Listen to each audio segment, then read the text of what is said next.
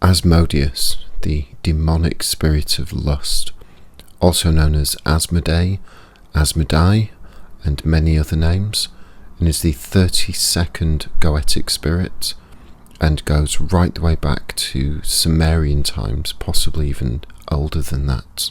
In Sumerian times, Asmodeus was often a very feared spirit, and that was centered particularly around sexual behaviors, sexuality, and the fear that he would come and visit you in the night and somehow corrupt you. Very similar to the origins of Lilith as well, but Asmodeus is much, much more than that. Now, he does feature in the book of Tobit, which is a biblical story but is not included in the Bible, and he's also the main named aggressor and demonic force in the Nuns of Loudun case as well, which I would recommend looking into as well. It's a fascinating story. So just a few practical bits of information about Asmodeus if you were choosing to work with him. His direction is south. His element is fire. If you were going to use incense, I would recommend frankincense. That seems to work best for me. It does seem to absolutely work better during the night, particularly between midnight and around 3, maybe even 4 a.m. That is difficult for most people, so you can work with him during the day, but the effects are very, very different and a lot stronger at night. Now, in terms of offerings, I would always recommend giving something like a strong spirit, like whiskey or bourbon. Tequila as well seems to work quite well. Red wine is often accepted, and one aspect that does seem to be very greatly received as an offering is sex. Now, obviously giving sex or partaking in sex as part of a ritual is a little bit more advanced than just sort of beginners work, so I would really do your research and make sure that you're comfortable and you know what you're doing before engaging in anything like that, either by yourself or with another person. So why would you work with Asmodeus? Well, he covers so many different areas. One of the reasons why I started working with Asmodeus was, as I was working with Lilith, he was increasingly coming through. It wasn't that I reached out to him, it was the other way around. But he's really, really good at working on that shadow self, that shadow work that I think all of us need to do at some point, but most people don't. But learning about that potentially destructive and chaotic part of yourself, and learning what your true self is and embracing that. So what do I mean by shadow? The subconscious, the hidden. For a lot of people that is, and I'm directly talking about working with Asmodeus here, that is often things like repressed sexual desires, repressed sexuality, repressed desires in general. And working with Asmodeus, they will be tested and absolutely brought out to the front. And why are these brought out to the front? Well, it's because this is your true self. Whether you embrace that or not, whether you accept that or not, is a different matter, but actually knowing your true self is a very important aspect, I think, for all people. Now, in doing this work, Asmodeus does like to test, from my experience, more than any other spirit that I've worked with. And by testing, he will present these things that will often destroy you. So, say for example, if you're working with Asmodeus for success in gambling, then he will often teach you a very hard lesson. You could potentially face something like financial ruin, because this either isn't your true self or you're doing it completely wrong. So it will highlight things like addiction, It will highlight things that you are destructive about and maybe haven't accepted. So, for example, a lot of people that engage in, and I'm not criticizing people, I'm just saying from my experience, people that engage in high levels of sexual intimacy, lots of casual sex basically, there's often a reason, and that reason is not being explored, resolved, even acknowledged.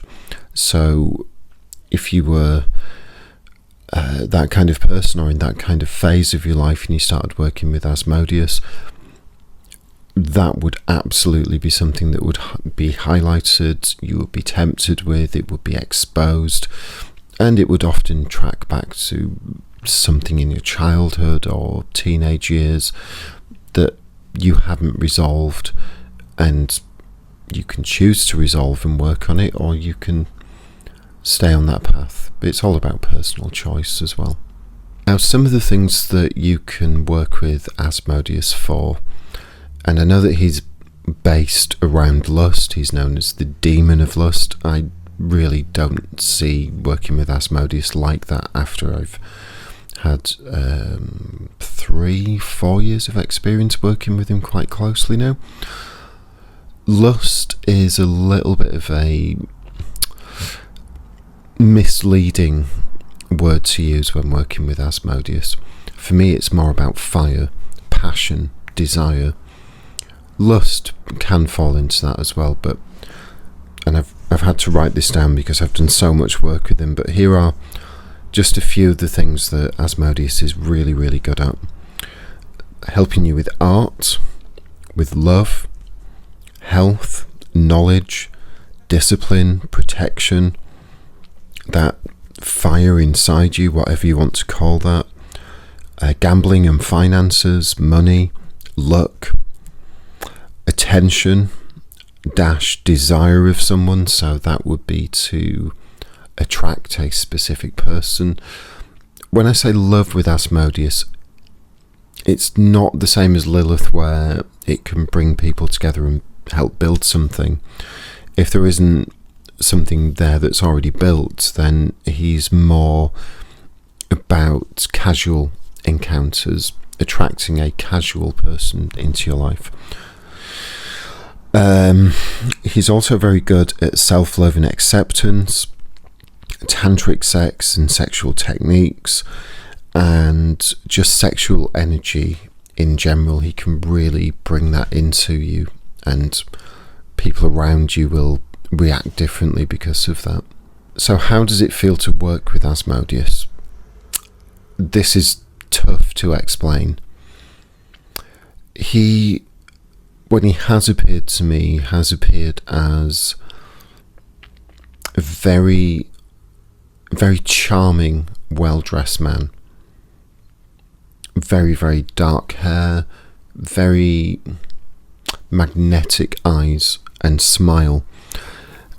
And the smile is the difficult bit that's to explain. I'm losing my words here, but his smile he's very friendly, almost flirty, but there's something behind that smile.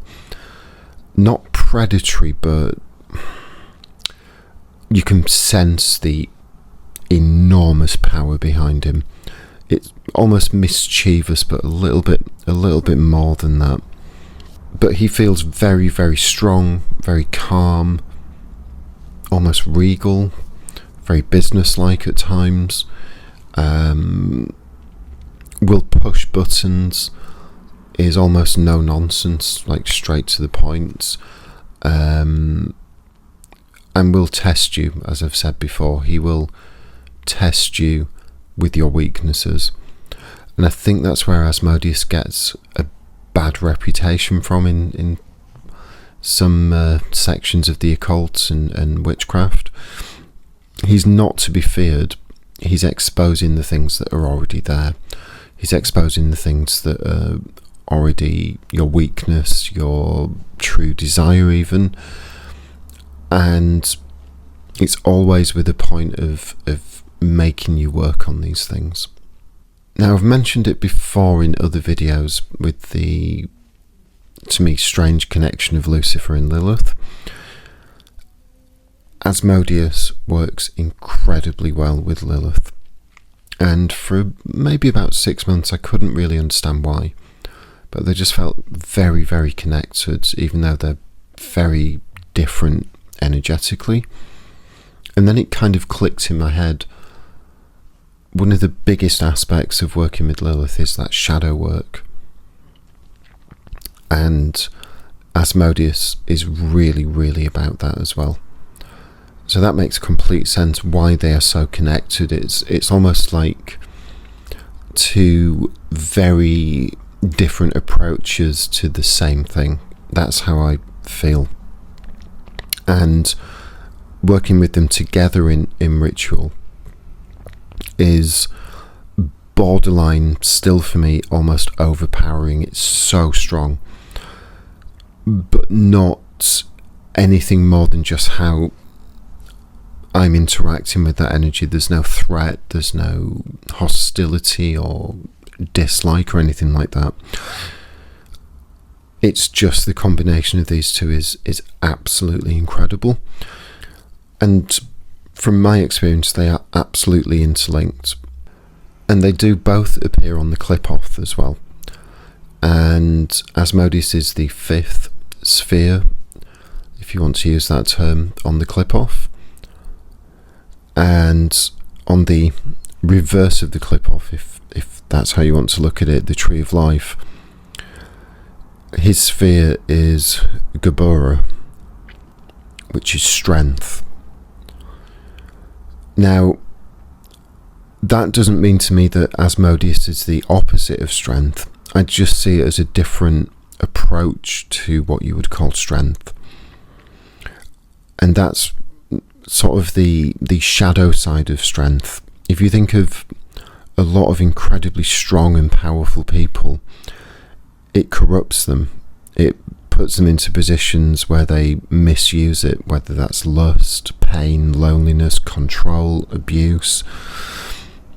That happens. It's almost, well, it's not almost, it is a cliche of rich, powerful, successful people doing horrible things. They are often don't start out like that. They just become very corrupted, and some people are just like that in general. But that's how I see the clip-off aspect of Asmodeus. It's pulling you inwards instead of going outwards, and it's making you look at what this strength actually is. How are you using it? The dangers of strength. So just briefly, and I will do a more in-depth video on this later, but how do you work with Asmodeus? Well, you can do the classic way of drawing out his sigil, whether it's the traditional one or the decant sigil. You set up the altar, or just a candle or 3 if you want to do that. I always use either red or black with Asmodeus, predominantly red as the focus, sometimes with 2 black candles either side, but red absolutely is the correct colour to work with Asmodeus. And then what do? Well, you can sit and stare at the sigil and chant his N, and just start to focus on the intent, the reason why you're doing this ritual. I've started to move away from sigils. Sigils for me are an intent, a focus, and it absolutely focuses your mind on the work ahead. It's not through laziness, it's just I've already set the intent in my head, and I've done this so many times now that I'd just rather get on with it. I don't feel like I need to do the sigil. I still do it when it feels appropriate, but I don't feel it's 100% necessary. And you can use There are some great YouTube channels. There's some terrible ones as well. But I will put a link in the description of this video to my favourite channel, particularly for Asmodeus. Pavla, his music for rituals just works, and I wish that his work on YouTube was a lot more popular, even though I slightly selfishly would like to keep it for myself as well. But I don't quite understand, and I'm a musician, I don't quite understand what he does with the audio in his videos, but it just works. It's absolutely the best. So have a look at that link and have a listen. But you can keep it as simple as what I've just said. Just lighting the candles, burning some frankincense if you can, setting the right mood, setting the right intention, and just focusing and just allowing that contact, that energy to work. A lot of people do find the first few times they interact with Asmodeus, it almost triggers a fight or flight response, because that energy is so strong, that element of fire sort of clashes with them, and it can be quite intense for some people. I've never really had that, not with Asmodeus. I strangely get that with Paimon, which most people don't, but that's just, yeah, I still struggle with Paimon. If that does happen, just push through it. There is nothing to be scared of, and if you've already started, then you've already set the intention. Nothing bad will happen, and just realise it's not Asmodeus being aggressive, unless you've done something really, really stupid, but I don't think many people would do that. But it's not him being aggressive or disliking of you. That's just how the energy is. So thank you for watching. Please share any knowledge or experiences of Asmodeus that you've had. That would be fascinating to read. And like, subscribe if you want to. I don't really care. I'm not your dad. Do whatever you want.